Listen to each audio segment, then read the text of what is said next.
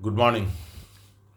So I'm looking a bit unkempt with my unshaven beard, and it's early morning. So there are a few things I want to talk about, and there are a lot of things coming up which are going the way I saw it should be going. Thankfully, it's moving in that way. But one area why it's not going that way is that my alternative to LinkedIn, and that's why I have joined a few other social media platforms, Snapchat, Insta, but not able to understand how they work. I'm still in the old school thought of like Facebook or LinkedIn, where you make a post. And if you are mutually connected, we see each other's post. We may open it or don't open it, we may click on it, we may go through it in details, understand a bit. So I'm trying to find an alternative. I did try to develop a base in Facebook. I did try to develop a base in LinkedIn, but for somehow I have deserted those two now. Some reason, or I've been forced to desert those two. Now, what I'm thinking about talking about today, first thing is that the extremely fragile geopolitical scenario. The Ukraine war started with the objective of moving NATO more eastward, close to Russian border, of which Russia made its uncomfortable feeling very clearly and categorically many times. Putin did it. And this has been there since 1970s, Gorbachev, Yeltsin, those days, that NATO will not move eastward any further. That has been irritated by Kissinger to Chomsky, but NATO has continued to move eastward. But the question now comes: war has to end sometime. Armistice or resolution like North South Korea, or like a permanent solution. Permanent solution is unlikely to come. That's the point Russia has taken. Russia has hardened its position. As Russia understands its bargaining power in the conflict has gone up, it has gained more and more Ukrainian territory. Zelensky has nowhere to go or hide now. So the point is that how much more money US or NATO will pour in Ukraine.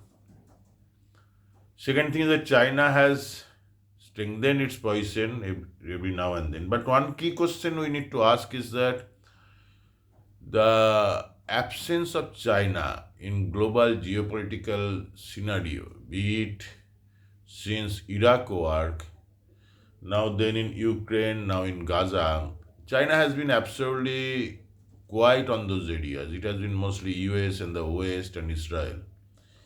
But has it been a good, responsible act from the second global power to be absolutely neutral or have no say or have no active role in what's happening in Middle East or even Ukraine? China did buy Russian crude oil. China stands behind Russia in various wars and behind the vaccine probably. But China has not come up as openly as even North Korea has done or Iran has done to stand with Russia. So Russia has fought its own battle mostly in Ukraine against global sanctions, Western world trying to isolate China, Russia altogether. Russia has overcome those positions and now probably stands much stronger in the overall situation of Ukraine war, sanctions. It's fighting against the isolation that the Western world imposed on it. So the question is that what type of Middle East we may have in another few years, the map of Middle East and the map of NATO, the most important, would NATO survive? I was looking at certain videos and was trying to think about that Germany is getting disillusioned by America.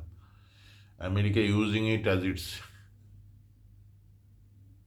what they say, how America plans to use another ally like Canada or Japan or even America tries to do it with China. So American interest is most supreme, and then comes the interest of rest of the world to America, and they try to find out what games they can play to ensure America wins that game all the time. Now China is not playing that game, but China has not objected to that game being played by America in Middle East, in Ukraine. And similarly, Russia has also not done any active, has not played in. It has done something in Syria probably, but not much in Gaza or Palestine or with Hamas, Hezbollah, any of those players, the non-state players. So the question remains is that what type of economy we'll have, and Trump's plans to boost the economy by cutting taxes. Can US afford that? So there are a lot of things to do. But before that, probably one thing I always felt is important. The social media norms. What are the social media norms? There is some social media etiquettes. Now, I have been trying to find a foothold in Insta or Snapchat or other forums, but my two main forums remain YouTube and Twitter. I'll try to reach out to the world through these two platforms mostly.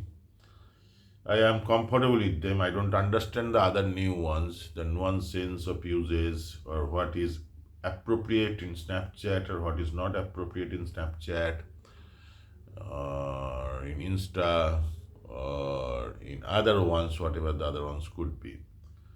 So the point I'm trying to say is that the world is changing really, really fast. Be careful about that.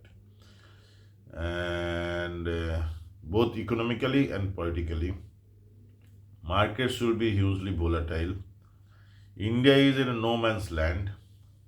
And I've said earlier that India somehow has messed up, more so its relationship with neighbors or global other powers like America, Russia, China. None of these players, none of these powers trust Indian leadership anymore. So these are the big issues that we deal with, and we'll have to see how we go. And I also have my issues I need to deal with. Uh, Somehow this personal chapter of the SSD professor in GIS University, who probably trapped me and I'm not able to come out of the trap. So there are these issues I also face in my life. I need to see how best I can deal with that. And what are the ways I'm going to move now? What are the plans I should have? I'm yet to sort it out fully, but probably what I'll do is that I'll try to protect my Twitter and YouTube account until as this SSD does some Kira there also. She always tries to harm me. She will do something with these two accounts also. But let's see how it goes. So these are the areas I'll keep talking about. So there is a lot to talk on geopolitics, lot to talk on economics, lot to talk on India, and lot to talk about social media or the alternate media that is coming up. So these are the areas I need to talk. I need to structure my thoughts for a little better and see how best I can present it in subsequent chapters. And probably I'm rushing through it a bit. I should not rush through so much.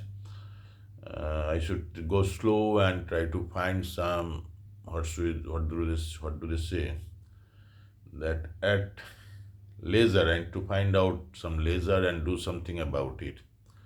So reading something or trying to post something or trying to initiate new areas, I need to probably go a little slow on that. I'm trying to rush up and messing up probably, so I need to go a little slow on that. So this is my take this morning. There is a lot of happening, but the most important thing in my mind right now, would NATO survive? So NATO wanted to expand beyond the agreed terms, the promises that US made to Russia, those promises were broken. Now the point is that would NATO survive in another few years?